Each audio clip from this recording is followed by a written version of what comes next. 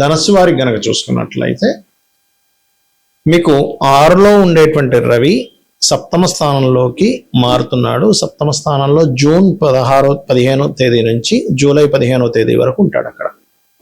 మరి ఈ రవి యొక్క మార్పు వలన మీకు కలిగేటువంటి ఫలితాలు, మిగతా గ్రహాల యొక్క స్థితిగతులు, అంటే అష్టమంలో గురు శుక్రుడు ఉన్నారు, బుధుడు కూడా వచ్చి అష్టమంలోకి వచ్చేస్తున్నాడు, భాగ్యంలో కేతువు, మరియు అదేవిధంగా గమనించుకున్నట్లయితే పంచమంలో కుజుడు, ఆ కుజుడు 6లోకి వెళ్తున్నాడు, మరియు శని చతుర్థ భావంలోని 3వ స్థానంలో రాహు ఉన్నాడు. ఈ యొక్క గ్రహస్థితిని అనుసరించి మీకు ఎలా ఉండబోతుంది, ఏ దేవత ఆరాధన చేయాలి, ఎటువంటి విషయాల పట్ల మీరు జాగ్రత్త వహించాలనేటువంటి అంశాలు చెప్తుంది నేనైనప్పటికీ చెప్పిస్తుంది సాక్షాత్ లలిత అమ్మవారిగా భావిస్తూ, ఆ లలితాంబిక అమ్మవారి యొక్క అనుగ్రహం మీకు పరిపూర్ణంగా కలగాలని మనస్ఫూర్తిగా కోరుకుంటూ, ఇక్కడ ఈ ధనస్సు వారికి ముఖ్యంగా 6వ స్థానంలో ఉండేటువంటి రవి సప్తమ స్థానంలోకి వెళ్తున్నందుకు ప్రధానంగా ఏంటంటే ఇక్కడ ఈ 6, 7 ఆధిపత్యం, అంటే 6వ స్థానాధిపతి 7లోకి వెళ్తున్నందుకు ఈ కేతువు యొక్క ఎనర్జీ కూడా అక్కడ ఉన్నందుకు కొంచెం మీరు ప్రధానంగా వివాహం విషయంలో మరియు జీవిత భాగస్వామి యొక్క సిబ్లింగ్స్తోని తెలియని ఈగో క్లాషెస్ రావడం, ఈ రెండో వివాహం కోసం ప్రయత్నం చేసే వారికి మాత్రం ఇది మంచిదే చెప్పాలంటే. కాకపోతే ఇక్కడ వివాహము, సామాజిక సంబంధించినటువంటి అంశాలు, జీవిత భాగస్వామికి గవర్నమెంట్ జాబ్ సంబంధించిన విషయంలో కొన్ని ఆటంకాలు జరుగుతూ ఆ యొక్క ప్రభుత్వ ఉద్యోగ సంబంధించినటువంటి విషయాలు అనుకూలత ఏర్పడము అనేటువంటిది బలంగా చూపిస్తుంది. ఇక ముఖ్యంగా ధనస్సు వారికి 3లో ఉండేటువంటి రాహు మంచివాడి పరాక్రమాన్ని ఇస్తున్నాడు. 4లో ఉండేటువంటి అర్ధాష్టమ శని ప్రభావం కూడా, అష్టమంలో ఉండే శుభగ్రహాలు వీక్షణ ఉంది కాబట్టి అర్ధాష్టమ శని ప్రభావం తగ్గనుంది. దీనివల్ల కొంచెం ఎడ్యుకేషన్ విషయంలో స్టూడెంట్స్కి, ఏదైనా రియల్ ఎస్టేట్ మరియు అగ్రికల్చర్ మన ఈ యొక్క రైతులకి కొంత ఊరట లభిస్తుంది. అయితే ఇక్కడ మాత్రం మీరు అప్పు విషయంలో మరియు పెద్ద మొత్తంలో ఎవరికైనా మనీ ట్రాన్స్ఫర్ చేసే విషయంలో, వివాహ నిర్ణయాలు తీసుకునేటువంటి విషయంలో కొంచెం జాగ్రత్తగా ఉండండి. కాకపోతే సప్తమంలో రవి వస్తున్నందుకు మీరు ఏదైనా గవర్నమెంట్ జాబ్ చేసేవారిని, లేనట్లయితే ఆరోగ్య శాఖ సంబంధించిన వాటిలో ఉండేటువంటి వారి విషయంలో కాస్త మీకు అనుకూలత లభించనుంది. అటువంటి సంబంధాలు కుదురుతాయి చెప్పాలంటే. గ్రహాలు మన జన్మజాతకంలో కూడా ఏదైనా కలయిక ఉంది అనుకోండి, ఉదాహరణకి కలయికని యోగము అంటారు. ఆ యొక్క కలయిక అది ఏ గ్రహం అయింది, అది వెళ్ళి ఏ రాశుల్లో ఉంది, ఆ రాశ్యాధిపతి ఎవరు, ఇది చాలా ముఖ్యం. ఒక రాశిలో ఒక గ్రహం ఉన్నప్పుడు అక్కడ 3 విషయాలు అది చెప్తుంది. ఒకటి, రాశిలో ఉన్న గ్రహంతో రాశ్యాధిపతి, ఆ రాశికి ఎవరైతే అధిపతి ఉంటారో ఆ యొక్క గ్రహంతో కలిసినట్టు ఒక రాశిలో గ్రహం ఉందంటే. అలాగే నక్షత్రం, అది ఏ నక్షత్రంలో ఉంది ఆ గ్రహం, ఇలాగ నక్షత్ర ఫలితము, రాశి ఫలితము 2 వస్తాయి.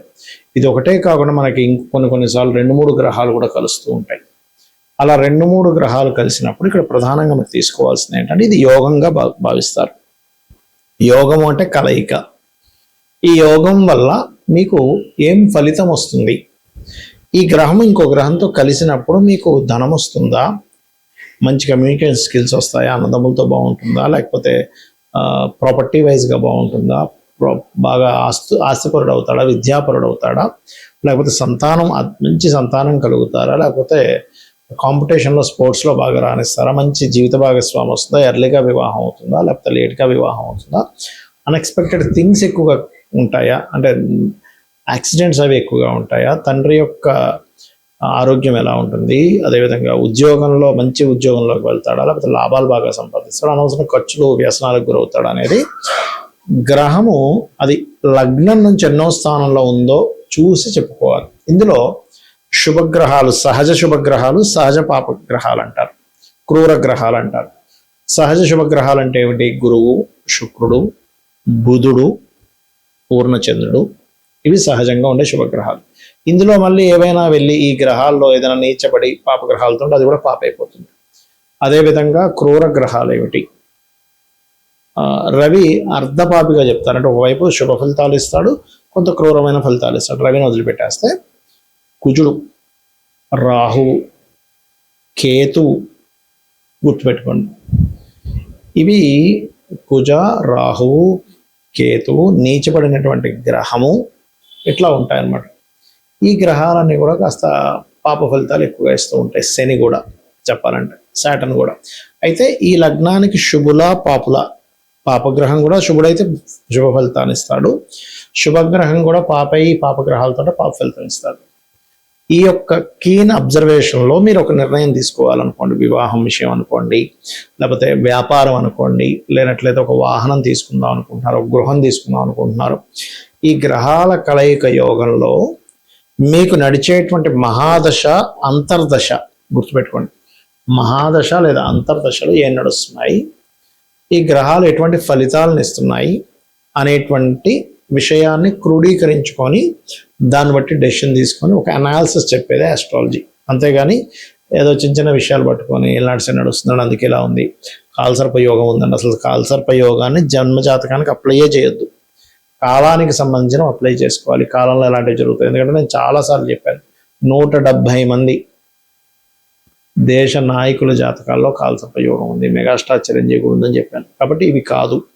జనరల్ సర్పదోషం వేరు, అంటే రాహుతో కలిసి ఉన్న గ్రహాలు, లేకపోతే కుజుడు రాహు వెళ్ళి కుజరాశుల్లో కానీ, రవి రాశుల్లో కానీ, లేకపోతే చంద్రరాశుల్లో కానీ ఉండేటువంటి ఫలితాలు, లేదా ఆ గ్రహాలతో ఉండేటువంటి రిజల్ట్స్ వేరు, గుర్తుపెట్టుకోండి.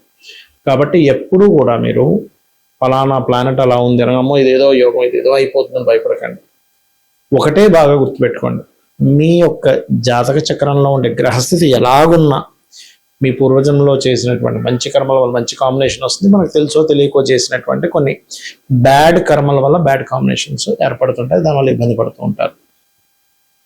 అటువంటి సందర్భాలలో మీకు మంచి ఫలితాలు రావాలంటే ఒకటే మార్గం, లలిత అమ్మవారి యొక్క ఆరాధన లేదా మీ ఇష్టదైవ ఆరాధన, నిత్యము దేవతారాధన చేయడం చేస్తూ ఉండండి. మరియు అదేవిధంగా ఇక్కడ మరొక విషయం ఏంటంటే, నిత్య దేవతారాధన నిత్యము ప్రతి సంవత్సరానికి 6 నెలలకు ఒకసారైనా క్షేత్ర దర్శనం చేసుకోవడము, మీ ఇంటికి దగ్గరలో ఉండేటువంటి ఆలయానికి నిత్యము వెళ్ళి రావడం, ఆ వైబ్రేషన్స్ మీకు ఉండేటువంటిది ఏదైతే నెగటివ్స్ ఉంటాయో ఆ నెగటివ్స్ అనేవి కంప్లీట్గా పోతాయి, గుర్తుపెట్టుకోండి.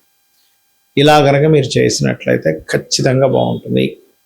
సో 2 గ్రహాలు కలిసినా, ఒక గ్రహం ఒక రాశిలో ఉన్నా, ఏ నక్షత్రంలో ఉన్నా దానివల్ల ఒక యోగం పడుతుంది. దీన్ని బట్టి మీ డెసిషన్స్ తీసుకుంటుండాలి. మీ జీవితంలో ఎలా ఉండబోతుంది, ఇప్పుడు ఫలానా నక్షత్రంలో పుట్టాము, సహజంగా ఒక జాతకం చూసినప్పుడు చిన్నప్పుడు చూసేది ఏంటి, బాలారిష్టాలు ఏమైనా ఉన్నాయా, లేకపోతే దశలు బాగాలేవా, అనారోగ్య సమస్యలు ఏమైనా వచ్చే ఉన్నాయని చూస్తాం. దాని తర్వాత వీళ్ళు ఎదుగుతున్న కొద్దీ వీళ్ళు ఏ దిశలో, అంటే ఏ ఎడ్యుకేషన్ చేస్తే వీళ్ళ లైఫ్ బాగుంటుంది, వీళ్ళకి ఏ సమయంలో సెటిల్మెంట్ ఉంది, ఎందులో సెటిల్మెంట్ ఉంది, ఇవన్నీ కూడా 4వ భావాన్ని 2వ భావాన్ని చూసుకొని చెప్పేటువంటి అంశాలు. అంతేగాని కేవలం ఏదో నడుస్తుంది, ఏదో కేవలం సర్పదోషం ఉందని అంత అంటే పిచ్చి పిచ్చిగా భయపడ్డం కాదు. ఇందులో మనకి తెలియకుండానే కొన్ని స్వయంకృప అపరాధాలు చేస్తూ ఉంటాం. ఎలాగా, వాస్తులో దోషం ఉన్న ఇంట్లో ఉంటాం, అప్పుడు జాతకంతో సంబంధం లేదు, వాస్తు దోషం వల్ల ఇబ్బంది జరుగుతూ ఉంటుంది. అలాగే మరొక విషయం ఏంటంటే, ఇక్కడ వాస్తు దోషం ఉన్నటువంటిది ఒకటి. 2వ విషయం ఇక్కడ గమనించినట్లయితే, ఈ యొక్క విషయంలో ప్రధానంగా ఏంటంటే, మీరు ఈ వాస్తుదోషంలో కూడా నైరుతి దోషం లేకుండా చూసుకుంటూ ఉండండి. సో మహాదశలు ఏదైనా నడుస్తున్నాయి, అంతర్దశలు ఫలానా నడుస్తున్నప్పుడు దానికి సంబంధించినటువంటి దానం ఇవ్వడము, ఆ గ్రహాలకి సంబంధించి మీకు ఏ మహాదశ నడుస్తుందో, అంతర్దశ నడుస్తుందో ఆ గ్రహాల దగ్గర దీపారాధన చేయండి, అన్ని విధాలు బాగుంటుంది. శ్రీమాత్రే నమః.